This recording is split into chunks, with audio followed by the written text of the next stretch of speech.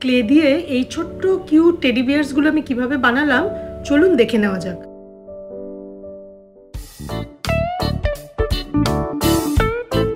নমস্কার, আমার চ্যানেলে আপনাদের সবাইকে স্বাগত। Welcome to my channel.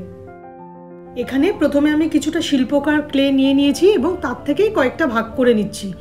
একটু একটা বড় ভাগ নিয়ে সেটাকে অনেকটা ডিউ ড্রপস বা শিশির বিন্দুর মতো একটা শেপ দিচ্ছি। দেখুন, এটাকে অনেকটা এরকম দেখতে হবে। আর এটাকে একটু চেপে আমি নিচটা একটু ফ্ল্যাট করে দিচ্ছি। আর এটাই হচ্ছে বডি পার্ট। এবার আরও খানিকটা শিল্পকার ক্লে নিয়ে নিয়েছি এবং সেটাকে একটু রাউন্ড শেপ দিয়ে নিয়েছি।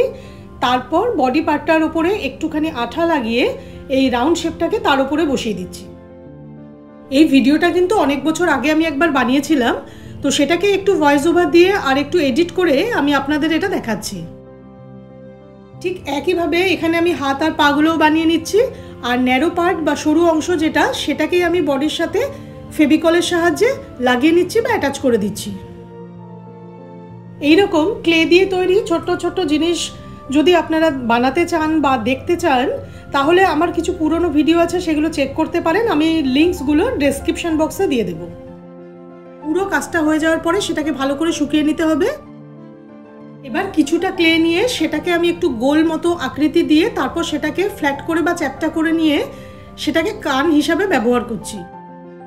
চোখ আর নাকটা কিন্তু এখানে আমি দেখাতে ভুলে গেছি, তো জাস্ট ছোট ছোট দুটো বল মতো করে সেগুলোকে আমি লাগিয়ে দিয়েছি। পুরো জিনিসটা ভালো করে শুকিয়ে নেওয়ার পরে এখানে আমি একটা হোয়াইট কালারের বেস কোট দিয়ে নিয়েছি এবং সেটাকেও সম্পূর্ণ শুকিয়ে নিয়েছি। এরপর পুরো টেডিটাকে আমি মেটালিক হোয়াইট কালার দিয়ে কালার করে নিচ্ছি। আপনারা কিন্তু চাইলে এটাকে গোল্ডেন কালারও করতে পারেন বা অন্য কালারও করতে পারেন। এই ধরনের ভিডিও দেখতে যদি আপনারা পছন্দ করেন তাহলে আমার চ্যানেলটিকে অবশ্যই সাবস্ক্রাইব করে রাখবেন। আর ভিডিও দেখে যদি ভালো লাগে তাহলে লাইক, কমেন্ট, শেয়ার করবেন।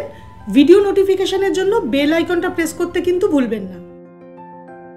খুব সামান্য ক্লে নিয়ে সেটাকে গোল করে চ্যাপ্টা করে হাতে বা পায়ের সামনের অংশটাতে আঠার সাহায্যে লাগিয়ে এটাকে আমি প হিসাবে দেখিয়েছি।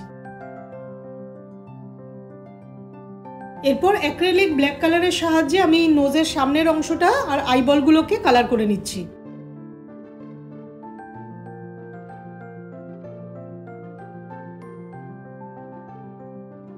পজ বা থাবাগুলোর জন্য এখানে আমি রেড কালারটা ব্যবহার করছি।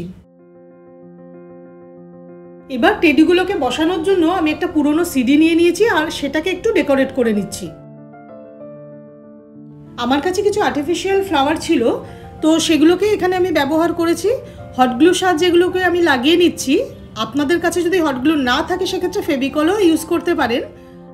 এখানে আমি আমার পছন্দ মতো একটা ডেকোরেশন করেছি, আপনারা আপনাদের পছন্দ মতো ডেকোরেশন করতে পারেন।